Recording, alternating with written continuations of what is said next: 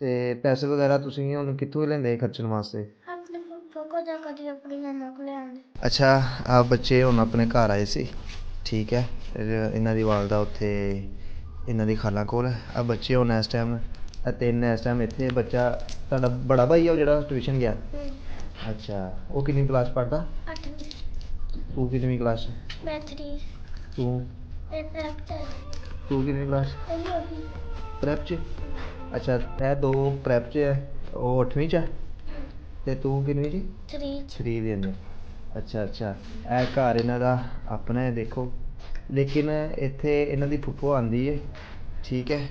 ਫੁੱਫੋ ਆ ਕੇ ਇਹਨਾਂ ਦੇ ਕੱਪੜੇ ਵਗੈਰਾ ਧੋਂਦੀ ਹੈ। ਕੱਪੜੇ ਧੋ ਕੇ ਫਿਰ ਆਪਣੇ ਘਰ ਚਲੇ ਜਾਂਦੇ। ਉਹ ਸ਼ਾਇਦ ਰੈਂਟ 'ਤੇ ਰਹਿੰਦੇ ਉਹ ਕਿਰਾਏ 'ਤੇ ਰਹਿੰਦੇ ਆ ਫੁੱਫੋ? ਅੱਛਾ, ਉਹ ਇਹਨਾਂ ਦੀ ਫੁੱਫੋ ਕਿਰਾਏ 'ਤੇ ਰਹਿੰਦੀ, ਲੇਕਿਨ ਆਹ ਘਰ ਇਹਨਾਂ ਦਾ ਆਪਣਾ ਵਾ। ਲੇਕਿਨ ਹੁਣ ਇਹ ਬੱਚੇ ਰਹਿ ਰਹੇ ਆ ਬਸ, ਹੋਰ ਕੋਈ ਨਹੀਂ ਰਹਿੰਦਾ ਹੈਗਾ। ਇਹਨਾਂ ਦੇ ਵਾਲਦ ਤਾਂ ਪਹਿਲੇ ਹੀ ਆਲਰੇਡੀ ਫੌਤ ਹੋ ਗਏ ਨੇ, ਤਕਰੀਬਨ 3 ਸਾਲ ਪਹਿਲੇ।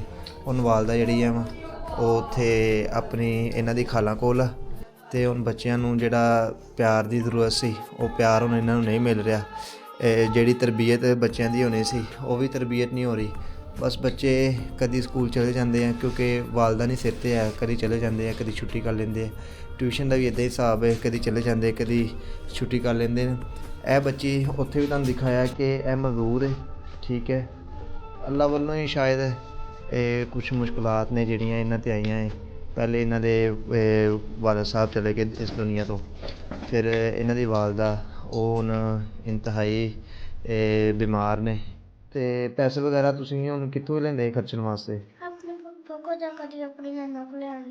ਅੱਛਾ, ਜਦੋਂ ਮੰਮਾ ਕੋਲ ਜਾਂਦੇ ਉਦੋਂ ਮੰਮਾ ਕੋਲ ਆਉਂਦੇ, ਜਦੋਂ ਫੁੱਫੋ ਕੋਲ ਜਾਂਦੇ ਫੁੱਫੋ ਕੋਲ ਆਉਂਦੇ। ਚਲੋ ਸਹੀ ਹੋ ਗਿਆ, ਠੀਕ ਹੈ ਜੀ। ਅੱਲਾ ਪਾਕ ਸਾਡੇ ਸਾਰਿਆਂ 'ਤੇ ਆਪਣਾ ਫਜ਼ਲ ਕਰਮ ਕਰੇ। ਅਸੀਂ ਇਹਨਾਂ ਦੀ ਵਾਲਦਾ ਵਾਸਤੇ ਕੁਛ ਨਾ ਕੁਛ ਜ਼ਰੂਰ ਕਰਨਾ, ਠੀਕ ਹੈ। ਅਤੇ ਬੱਚਿਆਂ ਵਾਸਤੇ ਤੂੰ ਬੇਟਾ ਸਭ ਤੋਂ ਬੜੀ ਹੈ?